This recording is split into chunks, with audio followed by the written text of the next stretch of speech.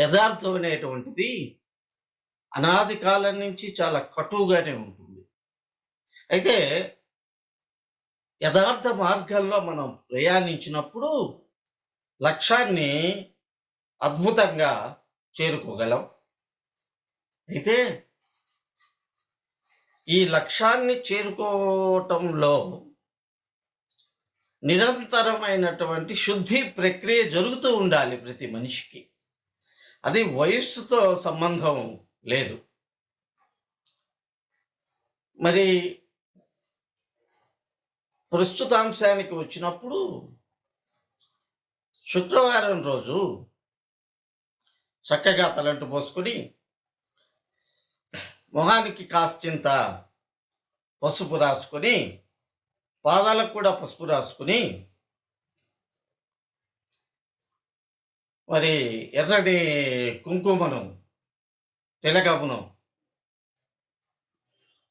ఈ లలాట ఫలకం మీద చక్కగా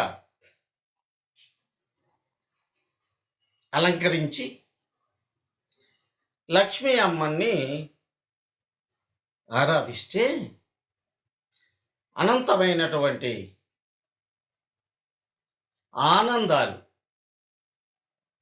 అక్షయమైనటువంటి ఆనందాలు మనకి సంప్రాప్తమవుతాయని వేదకాలం నుంచి ఒక విశ్వాసం, నమ్మకం, దానికి తగ్గట్లుగానే అనేక మందికి అద్భుతమైనటువంటి ఫలితాలు.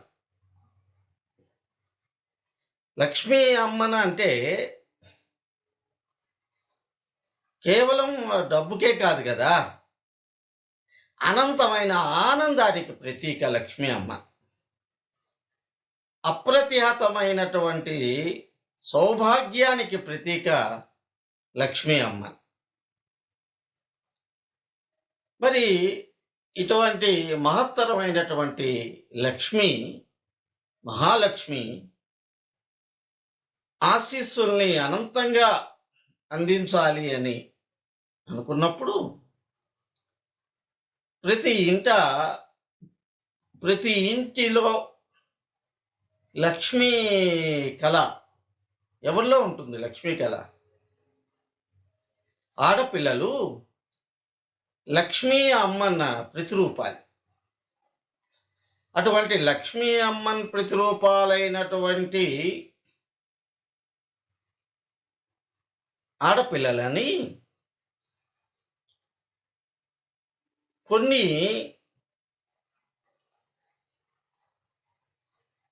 పద్ధతులు కొన్ని శాస్త్రంలో చెప్పబడి ఉన్నాయి. తెలిసిన వాళ్ళందరికీ అవన్నీ తెలుసు, తెలియని వాళ్ళు తెలుసుకోవాలి. ఒకటి, ఎటువంటి పరిస్థితుల్లో జడ వేయకుండా జుట్టును వదిలేయకూడదు. జడ వేయకుండా జుట్టును వదిలివేస్తే ఈ జుట్టును వదిలివేయటం అనేటువంటిది రాక్షస లక్షణం.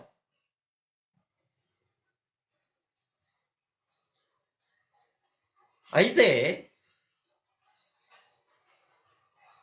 వదిలేసే వాళ్ళు కూడా డబ్బులు సంపాదిస్తున్నారు, బ్రహ్మాండంగా కోట్లు సంపాదిస్తున్నారు అనేవాళ్ళు కూడా ఉంటారు.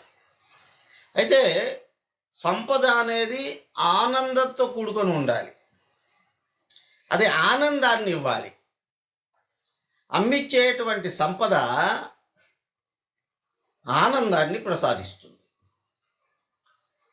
మరి జుట్టు విరపోసుకోవటానికి, అసలు బొట్టు లేకుండా ఉండటానికి, కనీసం గలసీమలో నల్లపూసల పేరు కూడా వదిలేసే వాళ్ళకి, పెళ్ళి అయిన తర్వాత కూడా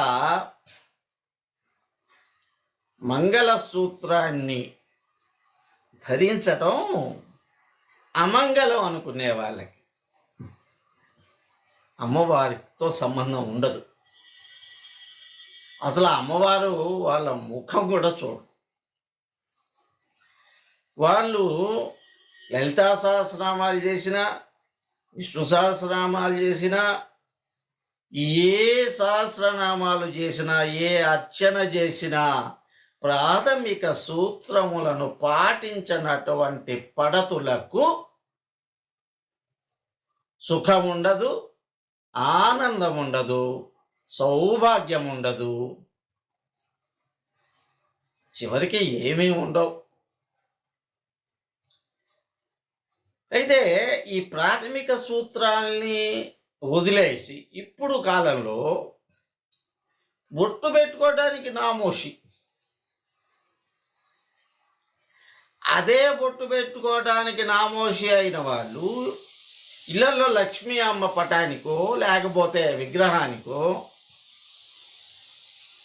గంధం పెట్టి బొట్లు పెడతారు.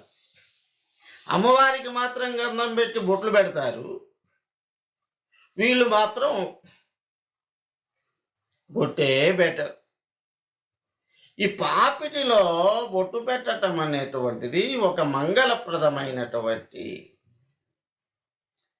ఇది సహస్రారానికి వేదిక,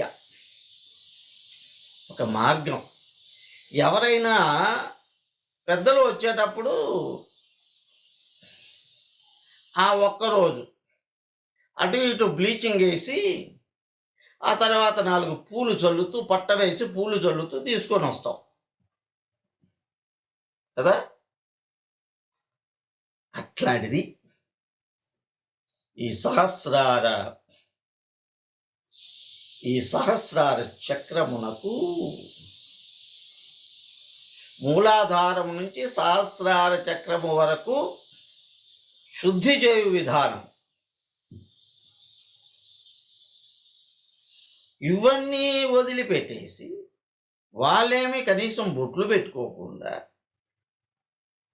అమ్మవారి పటం వరకు బొట్లు పెట్టి 4 పూలు వేసి మా అనిపించుకుంటారు. మెట్టెలు లేని పాదాలు కలిగిన స్త్రీ, పసుపు పూయనటువంటి పాదములు కలిగిన స్త్రీ, గలసీమలో నల్ల పూసల పేరు ధరించినటువంటి స్త్రీకి ఈ లలాట ఫలకమునందు ఇందు బింబమంతటి బొట్టు పెట్టినటువంటి స్త్రీకి నేను పలకనుగాక పలకను, కేకలు పెట్టి పిలిచినా నేను పలకను. లక్ష్మీ క్షీరసముద్ర రాజతనయ శ్రీరంగధామేశ్వరి దాసీభూత సమస్త దేవవనితాం లోకైక దీపాం సరసిజనయనే సరోజాస్తే ధవలధరాంశుక గంధమాల్య శోభే భగవతి హరివల్లభే మనోజ్ఞే త్రిభువన భూతికరి ప్రసీద మహ్యం.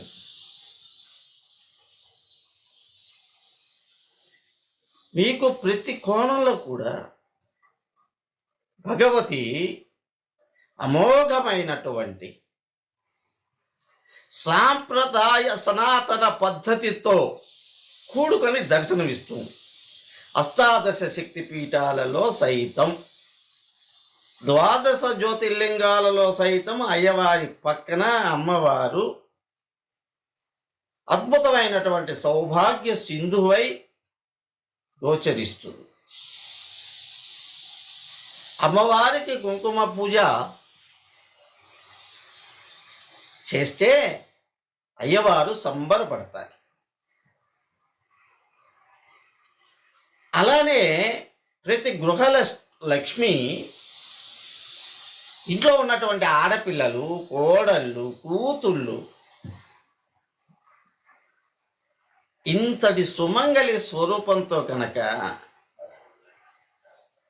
ఇంట్లో నడయాడుతూ ఉంటే వాళ్ళందరి యొక్క దివ్య ఆత్మలోకి లక్ష్మీ అమ్మను యొక్క షోడశ కళలు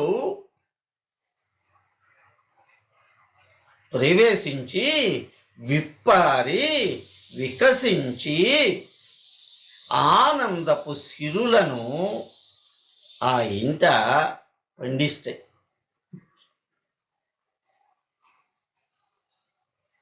కేవలము ఆర్భాటము, అట్టహాసము, కేకలు, ఈకలు వీటికి వల్ల ఉపయోగం లేదు. మొట్టమొదటిగా చేయవలసినటువంటి విధి విధానము దేహం దేవాలయం ప్రోక్తవు జీవదేవో సనాతనః.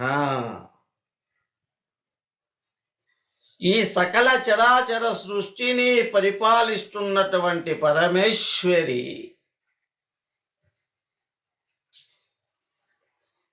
ఆత్మరూపంలో నీ హృదిలో చిత్శక్తి రూపంలో నిలబడాలి అంటే దేహం దేవాలయం ప్రోక్త జీవదేవో సనాతన. దేవాలయాన్ని ఎంతైతే నువ్వు పరిశుభ్రంగా ఉంచుతావో, తోరణాలు కట్టి గడపకు బొట్లు పెట్టి పసుపు రాసి బొట్లు పెట్టి సుగంధ సంశోభిత భరితమైనటువంటి చక్కటి సువాసనతో కూడినటువంటి అగరవత్తులను, పున్నాగ పూలను, కస్తూరి లాంటి శ్రీగంధం లాంటి ఇతోధికమైనటువంటి మనసును రంజింపచేసేటువంటి సుగంధ ద్రవ్యాలతో ఏ విధంగా అయితే ఆలయ ఆవరణ మొత్తాన్ని ప్రఫుల్లవంతం చేస్తామో, అలా ఈ దేహం అనేటువంటి దేవాలయంలో, నీ ఆత్మ మందిరంలో నువ్వు కనుక బాహ్య మందిరానికి ఎన్నైతే చేస్తావో, ఈ దేహాన్ని కూడా నువ్వు అలానే చక్కగా కాపాడుకుంటూ వస్తే మంగళప్రదంగా పసుపు రాసుకోవటం, నల్ల పూసల పేరు వేసుకోవటం, కాళ్ళకు పసుపు రాయటం, మెట్టెలు దాల్చటం, మంగళప్రదమైన సుగంధ భరితమైనటువంటి పువ్వులను సుతారంగా కురులలోకి దాల్చటం,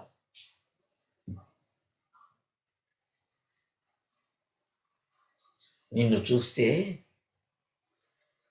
అమ్మ దుర్గమ్మని, కామాక్షి అమ్మని, మధుర మీనాక్షి అమ్మని, కంచి కామాక్షి అమ్మని, బెజవాడ దుర్గమ్మని, అమ్మ జోగులాంబని అలా అలా అలా చూసినట్లు ఉండాల. అప్పుడు నువ్వు పిలవకపోయినా సరే తను నిన్ను కోరుకొని తను నీ హృదయ పీఠంలో, నీ లలాట పీఠంలో, నీ ఆజ్ఞా చక్రంలో, నీ ఇడ పింగళ నాడుల్లో, నీ నేత్ర ద్వయిలో అలరారుతూ ఉంటుంది. ఇక్కడ మీరు ఏమి చేయాలన్నా మొట్టమొదట ఈ విధి విధానము ఉండి నువ్వు అమ్మని కొలిస్తే ఎంత అద్భుతంగా ఉంటుంది, ఎంత ఆనందంగా ఉంటుంది. ఎవరికైనా మనం ఆహారాన్ని నివేదన చేసేటప్పుడు శుభ్రటి వస్త్రాలు వేసుకొని సనాతనమైన సాంప్రదాయంతో మనం వడ్డం చేస్తాం. అదే ఎట్లా పడితే అట్లా జుట్టు పెట్టుకొని సరిగా బొట్టు పెట్టుకోకుండా, పళ్ళు తోముకోకుండా నికృష్టంగా ఉండి వాళ్ళకి వడ్డన చేస్తే ఎలా? చెయ్యం, మనం ఎవ్వరం చెయ్యం. ఇదే విధానాన్ని మనం పూజా క్రతువులో కూడా పాటించి తీరాల. ఏదో ఒక్కరోజు పూజ చేసి వదిలేసేది పూజ కాదు. లేకపోతే ఒకంత చేసి వదిలేసేది పూజ కాదు. పూజ అంటే పవిత్రతే.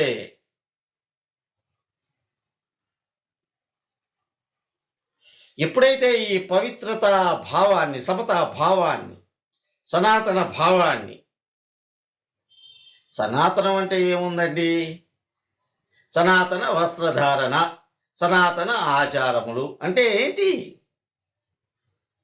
సనాతన వస్త్రధారణ యందు, సనాతనమైన ఆచారముల యందు, సనాతనమైన సంభాషణల యందు, సనాతనమైన ప్రతి దాని యందునో, ప్రతి లక్షణము యందునో అవి ఎటువంటి పరిస్థితుల్లోనూ వికారాన్ని కలిగించవు.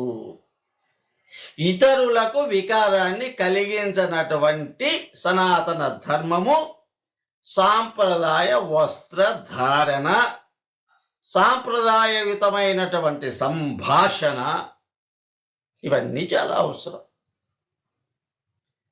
పూజ కంటే కూడా మనం ఇప్పుడు శోకాలు చెప్పుకునేటువంటి యజ్ఞాలు, యాగాలు, సహస్రనామాలు, పారాయణాలు, వీటన్నిటి యొక్క ఫలితాన్ని పొందాలి అనుకున్నప్పుడు దేహం దేవాలయం ప్రోక్త జీవదేవో సనాతన, విభూతి ధారణ, తిలక ధారణ పురుషులకు, స్త్రీలకు మరి పసుపుని ధరించి ఈ లలాట పలకమునందు అమ్మ తల్లిలాగా చక్కగా పసుపుని రాసి ఇంత కుంకుమ పొట్టు పెట్టుకొని మెట్టెలు వేసుకొని వివాహమైన వారు కానీ వారు పసుపు రాసుకొని కాళ్ళకు పట్టాలు ధరించి, బాగా నలుగురికి డబ్బు ఉంది, అనేక మంది పేదలు ఉన్నారు, ఆ పేద ఆడపిల్లలు ఉన్నారు, వాళ్ళ దగ్గరికి వెళ్దాం, వాళ్ళ దగ్గర కూర్చుందాం కాసేపు, వాళ్ళకు చక్కటి పరికిని ఒక ఇద్దాం. ఎంత ఖర్చు పెడుతున్నాం మనం? ఓ కాలయాలకని, స్వామీజీలకని, ఎవడో ఎమ్మెల్యే వస్తున్నాడని, ఎంపీ వస్తున్నాడని, మంత్రి వస్తున్నాడని, వీళ్ళందరికీ మనం ఖర్చు పెడుతున్నామే తప్ప ఒక బీదరాలైనటువంటి ఆ బిడ్డలకి చక్కగా ఒక నూతన వస్త్రాన్ని ధరింపజేసి కాళ్ళకి పసుపు రాసి ఇట్లా ఉండాలి నాన్న మనం నేర్పుతూ, కనీసం ఒక చైతన్యవంతమైనటువంటి జీవితాన్ని గడిపినప్పుడు లక్ష్మీదేవి ఆలయాల్లో పూజ చేసే వాళ్ళకంటే, ఆశ్రమాల్లో కంటే ఇలా ఎవరైతే చేస్తూ ఉంటారో వాళ్ళకి మాత్రం అంటి పెట్టుకొని ఉంటుంది బంగారు తల్లి. కాబట్టి మనందరం చేయవలసింది అట్టహాసాలు, ఆర్భాటాలతో ఎందుకు? ఒక్కసారి ఆలోచించండి. మీ ఇంట్లో పనిచేసే పని మనిషి యొక్క బిడ్డకి, ఒక ఆడబిడ్డకి, చిన్న బిడ్డకి ఒక్కసారి చేసి చూడండి. చెయ్యటం వరకే భగవంతుడు చెప్పాడు కదా గీతలో,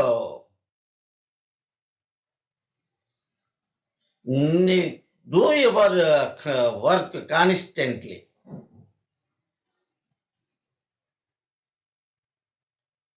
You never think about result. నీలో ఎప్పుడైతే స్ఫూర్తివంతమైన లక్ష్యానికి అంకితమైనటువంటి దీక్ష ఉంటుందో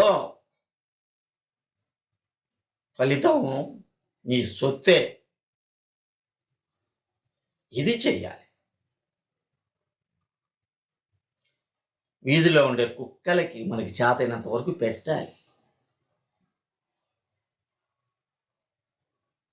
వాటిని ఇబ్బంది కలిగిస్తేనే అవి నిన్ను ఇబ్బంది కలిగిస్తాయి. ఎవరైనా అంతే కదా. కాబట్టి సకల చరాచర జగత్తులో ఉండేటువంటి పరమేశ్వర స్వరూపాన్ని అర్చించాలి. ఏమొస్తుంది? మీ యొక్క ఘనత పెంచుకోవడం కోసం మాత్రమే వాళ్ళకి వీళ్ళకి ఆశ్రమాలకి స్వామీజీలకి సంతర్పణ చేయటం ఏమొస్తుంది? ఏమి రాదు. అదే మీ అమ్మా నాన్న పేరు మీద ఒక చిన్న ట్రస్ట్ ఏర్పాటు చేసి 1,00,000 2,00,000 దానికి ఒక ఇది చేసి దాని ద్వారా మీరే మీ అమ్మ నాన్న, అంతకంటే ఎవరండి? అంతకంటే ఎవరు దైవాలు? అమ్మా నాన్నకి మించి ఎవరండి? ఎవరు? ఒకసారి లోతుగా ఆలోచించాలి. అమ్మా నాన్నకి మించి ఎవరండి బాబు?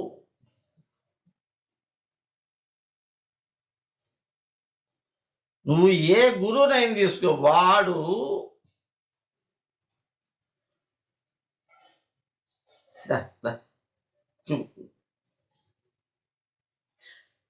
అమ్మా నాన్న అనరండి. వాళ్ళు బిడ్డ ఈ 10 రూపాయలు మిగిలిన బిడ్డ తీసుకుని ఆయన కొనుక్కు ఇచ్చేవాళ్ళు అమ్మా నాన్నేనండి. కాబట్టి ఈ సత్యాన్ని, ఈ తత్వాన్ని కనుక మీరు అర్థం చేసుకోగలిగితే ప్రతి ఇల్లు ఒక ఆశ్రమం అయి తీరుతుంది. అంతే. చెయ్యాల. ఆ విధంగా మనం ఆడపిల్లల్ని గౌరవిస్తూ, ఆడపిల్లల్ని లక్ష్మీ రూపంగా మనం భావిస్తూ వాళ్ళకి వెళ్ళి మనం చెప్తామండి, ఈరోజు చిలకలు మాట్లాడుతున్నాయి, కుక్కలు మనం ఏమి నేర్పితే అవి చేస్తున్నాయి, కోతులు కూడా అంతే. ఈ మధ్య ఏదో ఒక సినిమా వచ్చింది, కోతుతో దొంగతనం చేయిస్తాడు, చూసారా? అంటే దాని అర్థం ఏంటి? నువ్వు మంచి నేర్పిస్తే మంచి వైపుకే వెళ్తారు, చెడు నేర్పిస్తే చెడు వైపుకే వెళ్తారు. నువ్వు నేర్పించాల్సిన ఒకటి గుర్తుపెట్టుకోండి, ఇప్పుడు సమాజంలో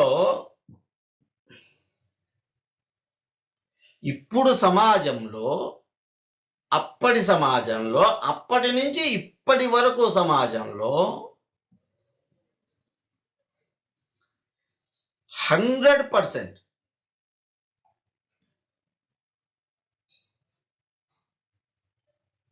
ఎదిగే పిల్లల్లో చైతన్యం లేకపోవడానికి కారణం చైతన్యం లేనటువంటి తల్లిదండ్రులు. మరి ఈ చైతన్యం ఈ తల్లిదండ్రులకు ఎవరు కలిగించాలి? నిస్వార్థపరులైనటువంటి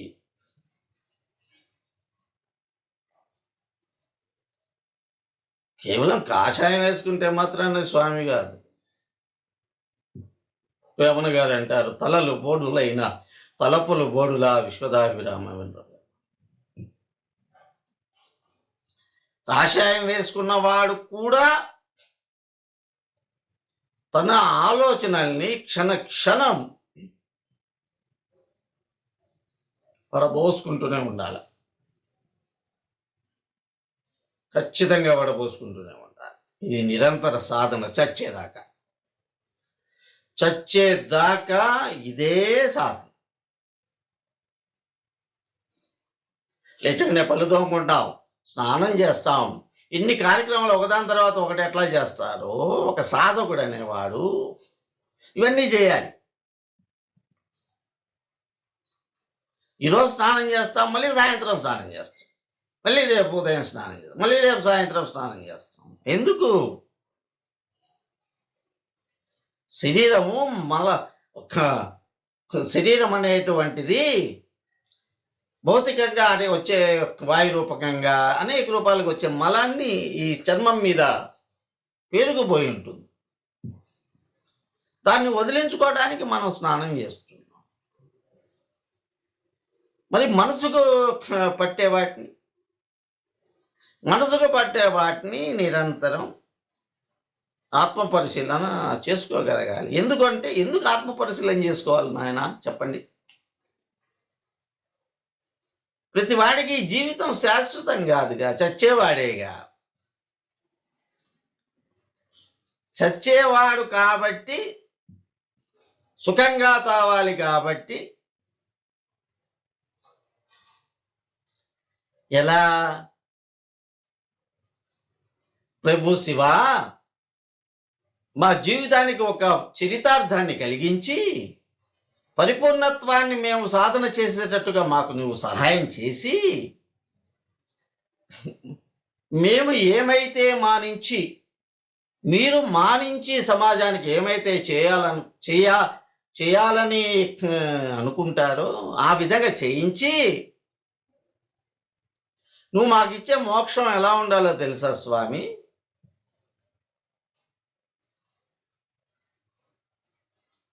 ఒక దోస తీగ నుంచి పండిన దోసకాయ ఎంత సుతారంగా వేరవుతుందో, అంత సుతారంగా మేము నీలోకి ఐక్యమైపోవాలి శివ. మరి మాకు మీరు ఏ రకమైన అపమృత్యు దోషాలు లేకుండా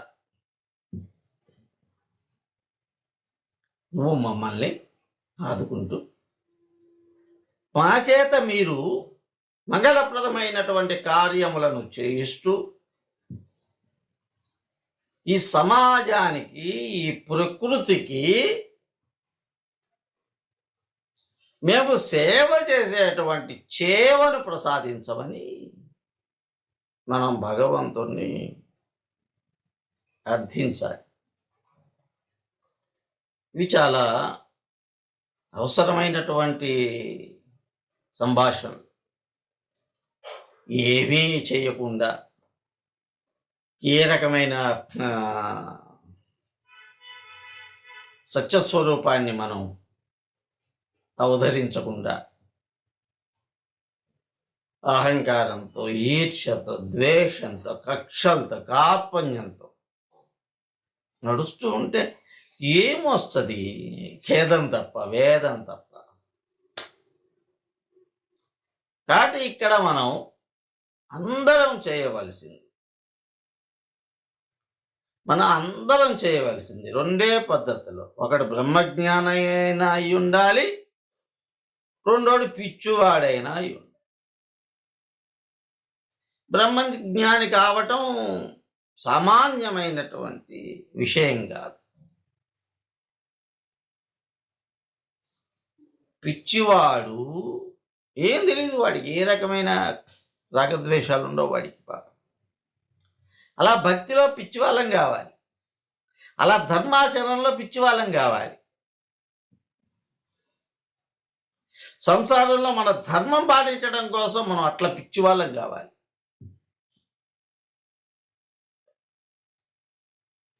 ఒక సత్కార్యం చేయాలన్నప్పుడు మీ తల్లి పేరు మీద, మీ తండ్రి పేరు మీద 1 లక్షో 2 లక్షలు అలా ఉంచి, దాని మీద వచ్చే దాంతో నువ్వు సేవ చేయి. ఇవి తీసుకెళ్ళి నువ్వు ఆశ్రమాలకి ఇయటం ఎందుకు? వాడికి ఇయటం, వీడికి ఇయటం ఎందుకు? అంత అవసరమా మీకు? ఏం లేదు. ఇప్పుడు గుళ్ళల్లో వేస్తున్నారు, ఏం జరుగుతుంది? రాళ్ళ సొమ్ము, దేవుడి సొమ్ము రాళ్ళపాలు అని అర్థం. ఇప్పుడు ఉంది అనంత పద్మనాభ స్వామి గుళ్ళో, లేకపోతే ఇంకొక గుళ్ళో. ఏంటి సంపద? ఈ సంపద